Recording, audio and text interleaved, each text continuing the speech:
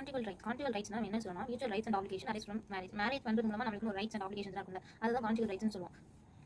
அது என்னென்ன ரைட்ஸ்லாம் include right to cohabitation, right to marital intercourse and right to companion and comfort. இதுதான் வந்து இதில் இன்க்ளூட் அந்த கான்ஜுகல் ரைட்ஸ் இருக்க மியூச்சுவல் ரைட்ஸ் அண்ட் ஆப்ளிகேஷன்ஸ் சொல்லுவோம்.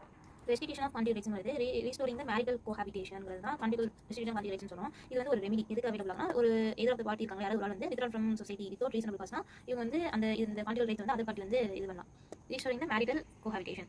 இதோட அப்ஜெக்ட் என்ன, protect the sanctity of marriage. அந்த மேரேஜ்ங்கிற புனிதமான தோட்டத்தை ப்ரொடெக்ட் பண்ணிருக்காங்க. பை கம்பெலிங் ஸ்பௌஸை கம்பல் பண்ணுவாங்க when one withdraw from the obligations of society.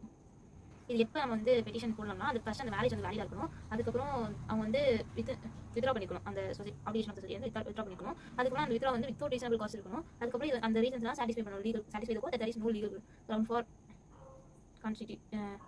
Legal ground for that separation அப்படின்னு சொல்லிட்டு அவங்க வந்து கோர்ட்டை சாட்டிஸ்ஃபை பண்ணிக்கணும். அதுக்கப்புறம் பர்டன் ஆஃப் ப்ரூஃப். இது வந்து அந்த பார்ட்டி யார் வந்து வித்ட்ரா ஃப்ரம் சொசைட்டி பண்ணாங்களோ அவங்க வந்து ப்ரூஃப் பண்ணிக்கணும், that is reasonable cause to do so அப்படின்னு சொல்லிட்டு ப்ரூவ் பண்ணிக்கணும். அண்ட் அதுக்கப்புறம் என்ன, இந்த effect of this constitution conjugal rights என்னன்னா, இப்போ வந்து அவங்க வந்து ஒன்ஸ் கோர்ட் வந்து டிகிரி வந்து பாஸ் பண்ணி வச்சுருக்காங்களே, அந்த ரிசீவ் அந்த ரைட் டு கோஹாபிடேஷன் அதை வந்து அவங்க வந்து ரிசீவ் பண்ணணும். அப்படி என்ன இப்போ வந்து ஒருவேளை அப்படி ரிசீவ் பண்ணலாம், they can within 1 year they can file under the divorce under Hindu Marriage act.